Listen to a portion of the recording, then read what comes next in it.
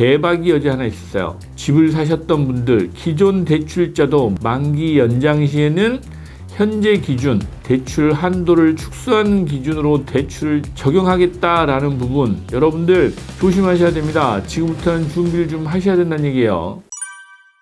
아침에 급하게 영상을 좀 준비해 봤습니다. 7월 23일 어제입니다. 부동산 정책 토론회 잘 보셨습니까? 부동산 관련해서는 뉴스도 그렇고 매체도 그렇고 뭐 하루 종일 얘기를 해서 부동산 정책 토론회 완벽 정리라는 주제로 간단히 정리를 해봤습니다. 결론부터 말씀드리겠습니다. 정치적 손해를 감수하더라도 망국적 부동산 공화국은 막겠다라고 하는 게 대통령의 의지인 거는 다시 한번 확인했죠. 정치적인 손해, 지지율이 떨어지더라도 나라를 위해서 라고 이제 생각을 하시는 것 같아요. 부동산 공화국은 막겠다라는 의지로 반드시 실행하겠다라는 의지를 천명한 거 아닌가라고 생각이 됩니다. 물론 국회에 가서도 좀 달라질 수도 있고, 어찌됐건 지금까지는 레임덕 현상이 일어나고 있진 않아서 국회도 정부에서 올리는 안을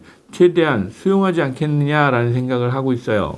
그런 측면에서 보면 어제 토론회가 대부분 결론을 좀 낸 것 같다. 뭐 질문자도 많고 답변하는 내용이나 이런 주제들이 많긴 했는데 별거 없었던 것 같고 이미 다 알고 있었던 내용 정리하는 시간이었다라고 저는 생각을 합니다. 간단히 수요, 공급, 세제 개혁안 3개로 나눠가지고 말씀을 잠깐 드려보도록 하겠습니다. 수요 대책 대박이 어제 하나 있었어요. 뭐냐? 기존 대출자, 고가의 대출이라고 얘기를 하죠. 레버리지를 쓰셔서 집을 사셨던 분들, 기존 대출자도 만기 연장 시에는 현재 기준 대출 한도를 축소하는 기준으로 대출을 적용하겠다라는 부분, 이 부분이 상당히 어제 큰 부분이었어요. 예를 들면 강남에 원베일리를 대출 20억, 30억씩 끼고 사신 분들이 있을 겁니다. 50%까지는 해줬으니까.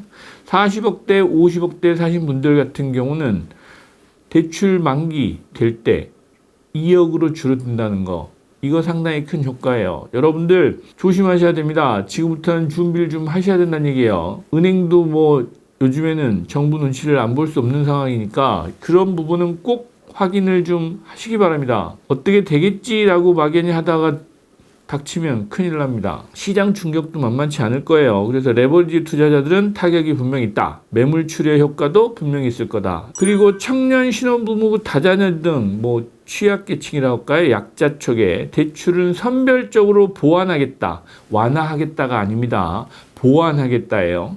이게 표현이 아주 미묘한데 완화와 보완은 다른 부분입니다. 그래서 여러분들이 생각하실 때 뭐 청년이나 신혼부부 대출을 풀어줄 것 같이 생각하시는 분도 있는데 완화가 아닙니다. 보완입니다. 전세대출 축소 기조는 유지하겠다. 계속 뭐 얘기했었던 부분이죠. 그런데 이제 모두들 희망하는 게 조금씩은 달랐고 내 상황에 따라서 여러분들이 기대하는 바도 다르시겠지만 기존의 전세대출 축소 기조는 계속 유지하면서 주택가격 영향을 미치는 그런 부분은 단호히 지속적으로 관리를 하겠다는 의지를 표명한 것 같습니다. 그래서 주택가격 왜곡에 영향을 주는 건 분명하다라는 생각을 가지고 계신 것 같아요. 그래서 전세대출은 계속 축소될 것 같다라고 생각하시면 될 것 같습니다.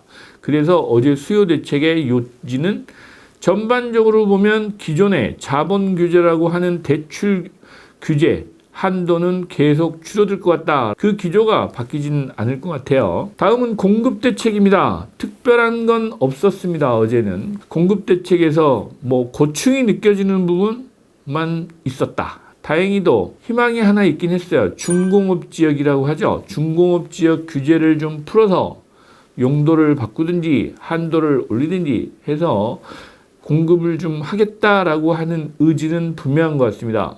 그러면 여러분들은 어디를 보실까요? 중공업지 하면 여러분들 성수동만 떠올리시죠? 글쎄요, 성수동일까요? 영등포, 구로, 금천구를 보셔야 됩니다. 거기에 중공업지가 꽤 많이 있습니다. 그리고 정부 입장에서 보면 그쪽을 개발하는 게 훨씬 수월할 겁니다. 집가가 그나마 저렴하기 때문에 그렇습니다. 어제 공급 쪽에서 보면 아주 중요한 메시지를 주신 분이 있어요. 재건축, 재개발 규제 완화는 없다라고 분명히 얘기하셨다라고 저는 생각이 돼요. 왜? 가구가 늘어나는 효과가 별로 없다라고 생각하고 있습니다. 물론 어제 부동산 전문가라고 하는 분이 또 제안하신 내용도 있죠.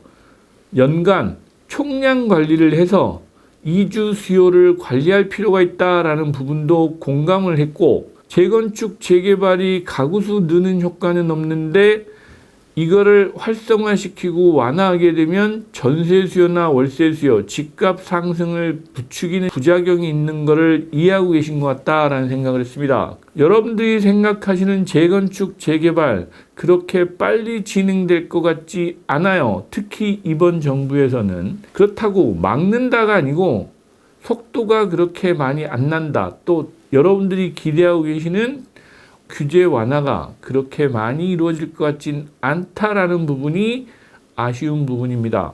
다행히 공공임대, 매입 이런 부분을 추진하겠다, 헬기까지 타고 가서 공급 가능한 지역을 돌아보겠다라고 하시긴 한데, 비주거용 건물 쪽에 용도 변경을 해서라도 공급을 하겠다라고 하는데, 글쎄요, 이게 잘 될까요?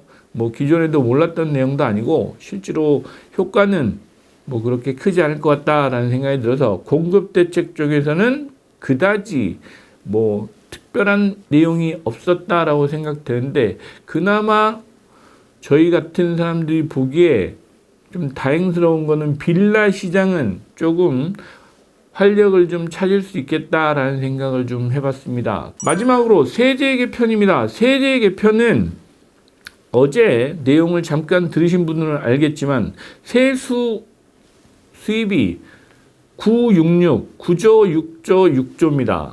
거래세, 보유세, 양도세 기준으로 966 구조를 가지고 있는데, 이게 777 구조로 바뀔 수 있을 것 같다라는 생각을 저는 해봤어요. 물론 777이 되면 주택 가격이 오르게 되면 777이 아니고 788이나 789가 되든지 이렇게 바뀔 수 있습니다. 거래세는 낮추고 보유세는 올리고 양도세는 비과세를 축소하겠다라는 게 핵심입니다. 그래서 777 구조에서 장기적으로 보면 788, 789 이런 구조로 바뀐다라는 부분을 염두에 두시면 될 것 같습니다. 다 알고 계셨듯이 거래세 낮추고 보유세 올리고 또 양도세, 비과세 축소한다라는 게 핵심이죠.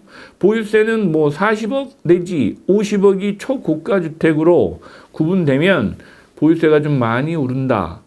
비율이 1% 이상으로 될 것 같다라는 부분은 이미 몇 차례 얘기가 됐었기 때문에 다들 준비하고 계시는 것 같고, 장기 보유 특별 공제 중에 어제 아주 재밌는 내용이 좀 있었어요. 보유기간 비과세는 폐지되는 건 기정사실화되는 것 같고, 거주 기간에 대해서만 비과세를 하겠다라고 하는 부분에서 두 가지가 특별한 내용이 있었습니다. 기간이 길어질 것 같다. 지금은 10년 기준으로 해서 4%씩 40%입니다. 제가 보기에는 20년으로 늘어날 수 있겠다.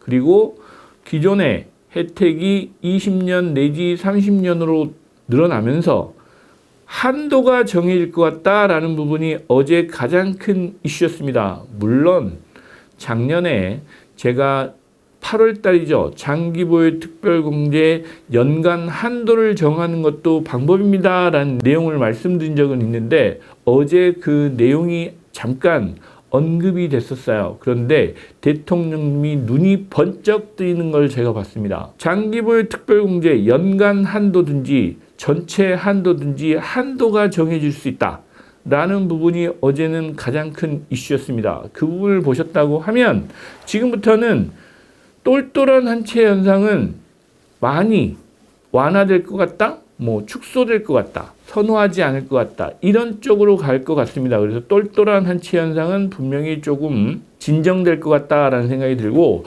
비과세 축소 의지는 분명하다. 그래서 그런 부분만 보시고 여러분들이 투자나 앞으로 향후 주택 구매하거나 매도 계획을 잡으시는 게 맞을 것 같습니다.